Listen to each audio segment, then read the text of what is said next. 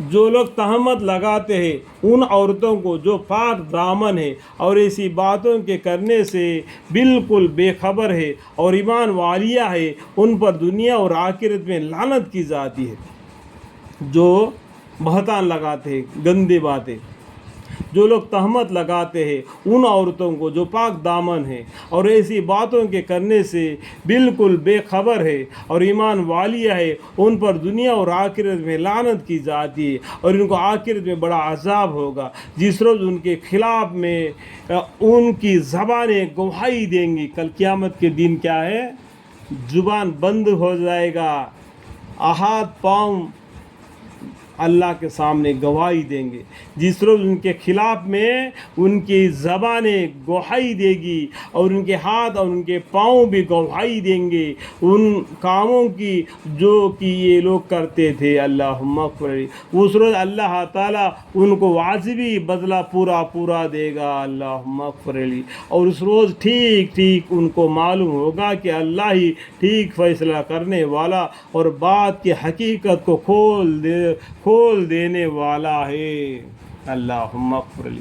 گندی عورتیں ہمیشہ گندے مردوں کے لائق ہوتی ہے اور گندے مرد گندی عورتوں کے لائق ہوتے ہیں اور ستری عورتیں ستری مردوں کے لائق ہوتے ہیں اور ستری مرد ستری عورتوں کے لائق ہوتے ہیں۔ سمجھ میں آیا نا بات کو؟ کوئی دبی ہوئی بات نہیں، ٹھیک ہے؟ اس بات سے پاک ہے جو یہ منافق بکتے پھرتے ہیں۔ ان حضرات کے لیے آخرت میں مغفرت اور عزت کی روزی یعنی جنت ہے۔ اے ایمان والو، تو اپنے خاص رہنے کے گھروں کے سوا دوسرے گھروں میں داخل مت ہو۔ سمجھ میں آیا بات؟ اس میں کوئی دبی ہوئی بات ہے کیا؟ کھلم کھلا ہے نا۔ اے ایمان والو، تو اپنے خاص رہنے کے گھروں کے سوا دوسرے گھروں میں داخل مت ہو۔ اس میں سمجھ جاؤ، آگے بولنے کی ضرورت نہیں، ٹھیک ہے؟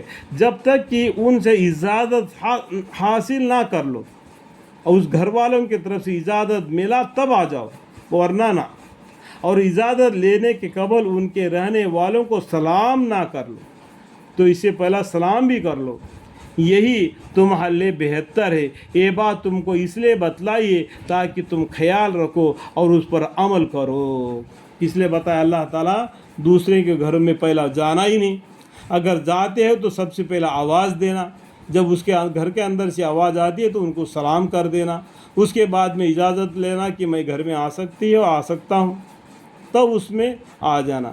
یہ اللہ تعالیٰ نے اس لیے بتایا تاکہ تم خیال کرو اور اس پر عمل کرو۔ یہ بہت اچھی بات ہے، سمجھنے کی بھی بات ہے۔ اس میں کوئی دبی ہوئی معنی نہیں کہ مسلمان بھائی یہ بات کو ہم نہیں سمجھ سکتے بھائی،